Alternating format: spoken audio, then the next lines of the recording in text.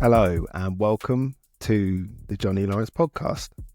And thank you for tuning in and listening as we go on this little ride together. Today's episode is all about fear, failure, and the power of choice. And basically, I'm going to start with, as you might be aware, I have recently come back from Kilimanjaro, Tanzania, where I took on the challenge of Kilimanjaro. And you also might be aware that I failed. I didn't get to the top. But what was interesting is that I learned so much. I went out there for lots of reasons. The main reason was to raise money for the Down Syndrome Association, which we achieved. But with like always with mountains, there's a spiritual aspect for me. There's something about the mountains that gives me peace. And I'm very, very lucky on that front because some people never find that space or that place where they get that peace. And I have. And I go there almost like a bit of a spiritual journey where I go and I explore and I suffer a little bit and I laugh and I have fun and I sit there in awe and wonder of nature and all those different things. But very often there's a little lesson for me. And that's really what I want to focus on today, because I want to talk about all of those lessons that I've learned from climbing 3 quite big mountains. And they are big lessons, and they're ones that I think have got a lot of value for people. So, let's see what you think. So I suppose the first thing I want to say is that whenever I've gone to the mountains, I've always had this battle with altitude sickness, mountain sickness. I know it's coming. I didn't the first time. And then the second time, obviously, I expected it a little bit and it came. And then the third time, I'd done a lot of prep and stuff, which I'm going to talk about later. And I always know it's coming, but it always creates these situations that kind of feel a bit like a venture. There is a lot of suffering, but it does feel a bit like a venture, and it teaches me a lot. The first time I experienced this was when I was climbing Mount Toubkal, which is in Morocco, and that is 4,167 meters above sea level.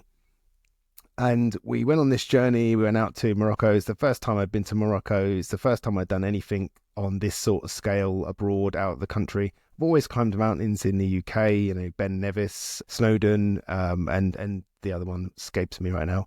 The one in the lakes. No, gone. Never mind. It will come back. Scaffold Pike, there you go, Nearwood. But I'd never really travelled out of the country and done it. So this was a real adventure. I did it with my friend Sober Dave, and we went out to Morocco, and we went out there and enjoyed the food, the culture and the country and all those different things. And then we set about climbing this mountain, Mount Toubkal. And the first day was 2,000. We went from 2,000 meters to 3,000-ish meters. And then we were woke up at 2 o'clock in the morning, and we were supposed to go from base camp to the top. And we were planning to do it to get there for 7 a.m. in the morning, watch the sunrise over the Sahara, which you can see from the top. And that was that. But as we started on this journey, 2 o'clock in the morning, freezing cold, tired, I start getting up there and I start getting really sick. And slowly but surely, I start to really go downhill quite dramatically. And then I get to this ridge, I suppose, and the guide that I was with, Stuart, he stops me and he says, "Johnny, it's not likely that you're going to make it to the top for sunrise, but if we stay here for a few minutes, you can watch the sunrise from here." At this point, we were nowhere near the top. So we sat on there, 2 men sat on a rock, overlooking the Sahara Desert, watching the sun come up. And it was an incredible moment. And in that moment, this emotion comes up. And there was this lone tear that just went down my face. And I didn't really know why at the time. But the truth of what it was is that I was racked with indecision. I didn't know what to do, and I was scared. I was really, really scared because I could feel something was wrong. And obviously I'd been being really ill all the way up the mountain. And Stuart turns to me and he says, "Johnny, it's time to make a decision, up or down." And you see, the whole time that I was walking up that mountain or was struggling to get up that mountain, I didn't know what was going to happen. I was sitting there thinking to myself, am I going to make it to the top? Am I not going to make it to the top? What is going on in my body? This doesn't feel right. I had this pounding headache and this racing heart rate, and I was being really, really unwell all the way up the hill. And it felt like my whole body was a heartbeat. It felt like I couldn't tell the difference between a headache and a stomachache. It was savage. And I was scared. I was worried about it. And the whole time I was avoiding this decision that I needed to make. I didn't know if I was going to go to the top. I didn't know what was going to happen. And then Stuart confronts me and says, come on, what are you going to do? Top or bottom? And you know what? As savagely as it was delivered, it was absolutely the right question to ask me. It really was. It was the only question, in fact. And in that minute or so that went by, I racked my brain and I said, I'm going to the top. And then something happened in that moment. I stopped deluding myself. I stopped trying to convince myself that everything was just going to work out, that it was going to be easy, or suddenly it was something was going to happen that was going to make it all okay. And I just accepted that this is going to be hard, but I've decided to get to the top. I know what I'm doing next. I'm going to keep putting one foot in front of the other, no matter what happens, and I'm going to keep moving towards the top. And then slowly, I put one foot in front of the other, and I kept going, and I got to the top. And the whole time I wasn't kidding myself anymore. I wasn't telling myself this is going to be easy or this is going to be fun. I accepted it. I accepted the challenge ahead of me. I accepted that it was going to be hard, and I started preparing myself for that hard. And that was the first lesson. The power of decision. Life presents us with impossible situations very, very often. And quite often the agony comes in the struggle of making that decision, not knowing what to do. But here's the thing, once you have all the information, and you know when that point is, you might keep looking for more, but you know when you've got all the information that you need to have to make a decision. It's time to make a decision, and you might not know whether it's the right decision, the wrong decision, but the relief you get from just making a decision, even though it was really hard, and it was one of the hardest things I'd done up until that point, just making that decision that I was going to keep stepping one foot in front of the other, I knew what to do next. And I was just focused. I was just watching Stuart's feet in front of me, and I was just putting one foot in front of the other. And before I knew it, I was at the top. And boy, was that emotional. So that was the first lesson I learned from climbing mountains. And that was the power of making a decision. You have to make a decision. Then we come on to Phrong Pass in the Annapurna circuit in Nepal, which is 5,416 meters high. So higher than Tupkal. Why on earth I went again after getting altitude sickness is a question I'm still not able to answer. I don't really know, but I did. And you know, that was a beautiful journey. It was very different to Morocco and Tupkal. It was very, very different. It was a whole different type of environment. Being in Nepal, there was a lot of spiritual stuff. There was a lot of Buddhism. There was a lot of temples, and it was a beautiful, beautiful place to walk. It really was special for me. And there was lots of very spiritual moments. And I got a fair way in before altitude sickness started to raise its head. But once again, 2:00 in the morning, we're at the base camp, and we had to summit Phrong Pass. We had to get to that 5,416 meter height so we could decline and descend even. And then I woke up that morning and I was ill. I was so ill. I was like, oh, I thought I'd go away with it. Here we are again. And all of these thoughts are going through my head. And I sat with the guide, and he said to me, look, we can get you down, but you're going to have to go on the back of a mule. And I'd obviously walked that journey and knew what type of terrain it was, and I was not up for that. And he said, but if you can just find a way to get up and then back down the other side, we descend 3,000 meters, and then you'll be under the altitude line and everything will be okay. I really didn't want to do it. I was really, really sick, and I was really, really scared, and I didn't know how I was going to do it. But here's what I learned. Doing hard things forces your mind and your body to work together. You know, sometimes, a lot of the time, my two sons argue. They fight. They're teenagers. They love each other, I think, but they fight a lot. But the times when they have a common goal are times when they want the same thing. Maybe they're both angling for an ice cream. Maybe they're both angling for a McDonald's, or they want to go to the climbing wall, or whatever it is they want. All of a sudden, they work together and they come across like best friends. And that's a little bit like our mind and our body. Sometimes they want opposite things. One is physically up for it, but mentally you're fatigued, or maybe your mind is up for it and your body's letting you down, whichever it is. But you're never really going to get them to work together until you put yourself in those really difficult situations. Doing hard things makes your body and your mind work together. I went into some sort of state that I'm not even sure I could create. And it was back where I was in Tupcal, one foot in front of the other. Keep stepping forward, keep moving forward, keep stopping and resting. But just when my body felt tired, my mind was like, come on, we got this. When my mind was tired, my body just took over and kept walking. It's that stressor, that challenge, that thing that we fear, that thing that comes up for us. And this is the thing, you hear that word again, fear. You see, fear is one of the most debilitating things that we can experience, but in essence, it's kind of not real. Nothing's really happened. It's the anticipation of something happening that causes the fight, flight, or freeze sort of choices. You feel like you've only got 3 choices. But fear is actually, I think it's Muhammad Ali that said, you can't be brave without first being scared. And this is what I've experienced, is like I've been scared when I was a kid, when my dad used to be really violent, anything could set him off. I was scared all the time. If you left the window open, you left the light on, you used too much toilet roll, whatever it was that was going on in the house could end in the most unspeakable violence. So I grew up scared all of the time.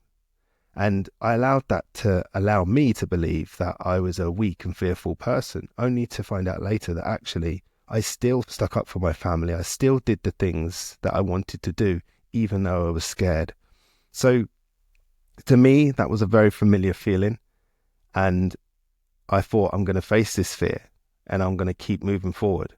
And it was scary, and there was a real physical feeling. And at the top, I wasn't able to stand, and I had a lot of things going on, and there were a lot of concerned people. But I got down the other side and I was okay. And then I was left with that feeling of achievement. And that's the second lesson. So the first lesson was that the power of making a decision. You have to make a decision. You absolutely have to make a decision. The agony and the stress that you are experiencing is because you're not making that decision and you don't know what's going to happen, and you're living in that anxiety spiral. And then the second one is doing hard things forces your body and your mind to work together. You become a unit. You become, I don't know what you'd call it. You just become this force to be reckoned with, and before you know it, you're through it, and you're through the fear and you're on the other side. And then lastly, the most recent trip, Kilimanjaro. I didn't know what I was going to Kilimanjaro for myself anyway. I knew that I was going to raise money for the Down Syndrome Association, and to be honest, before we'd got there, we had already raised a substantial amount of money. But I knew I was being called to it. There was something about it that I needed to go and do, and something I needed to experience, and I wasn't sure what that was. Now, Kilimanjaro is even higher again. It's 5,895 meters.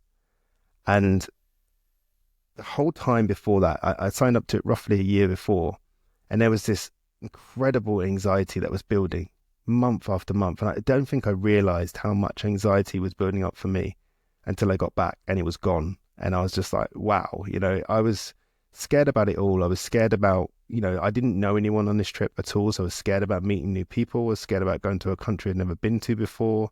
The flying, the food, the climate, the altitude. And then really this thought, can I do it? Can I get to the top of Kilimanjaro? I had a bit of doubt. I'd had altitude sickness twice. I was pretty sure I was going to get it again. And although I'd taken some measures this time, I took a drug called Diamox, which helps you oxygenate your blood easier.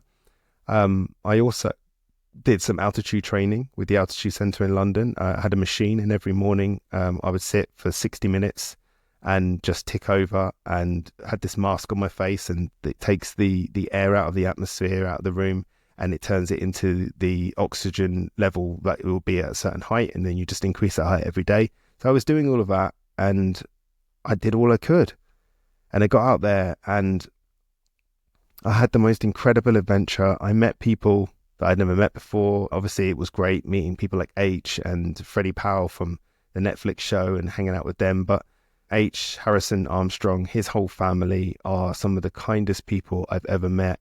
The whole team, in fact, from Via to Callum and Keegan and all the people that surround them. They are amazing people, and they welcomed me into their little life, I suppose, and their little team. And we were singing and dancing and having fun and telling stories and getting to know each other as we went on this incredible adventure all the way to, well, let's say to the top. Most of them made it to the top. I didn't. But it wasn't until we got to the base camp, I suppose you call it, just before we were about to summit. We'd been walking for 12 hours that day. We'd climbed something called Barranca Wall, which was like a sheer drop, basically. And it was living. Everyone was scared. It was scary. But you'd look down and you'd just see a drop. But it was living. It really was. It was an experience like I'd never experienced before. It really lit me up and made me feel alive.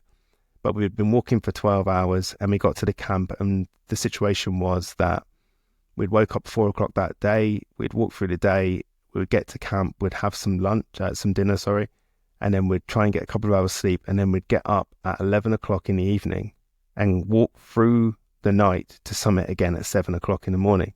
There was heavy, heavy snow at the top, and obviously it was dark, and we were just using head torches. I felt really sick. I cannot tell you how sick I felt. It was quite incredible how ill I felt. And then the doctor said, look, try and have something to eat, have some soup.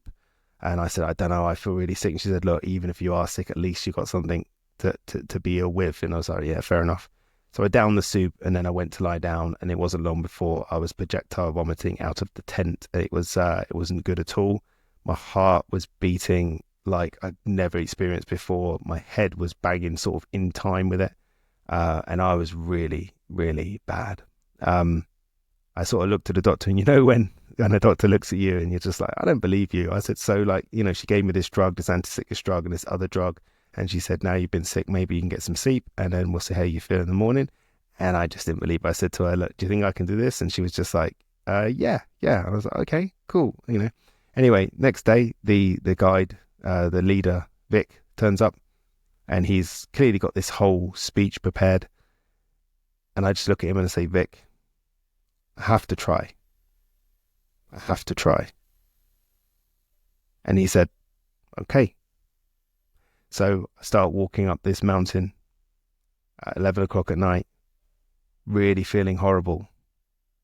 And he says to me, Johnny, how's trying going? He said, can you do this for another 10 to 15 hours? And I knew the answer. There was absolutely no way. I looked him in the eye and he said, you got knout in a tank, lad. This is your summit.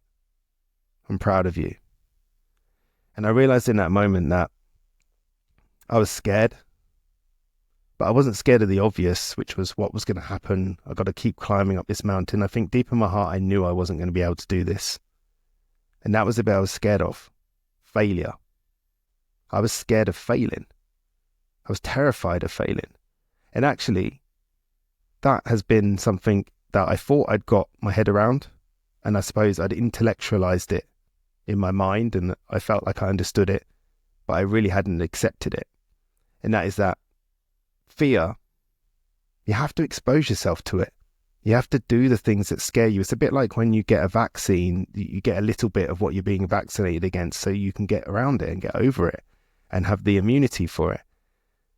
And there's so many things in my career that I needed to step forward and do, and I was scared, and this fear had created this prison that was holding me back. It wasn't anything to do with whether I could or couldn't do it.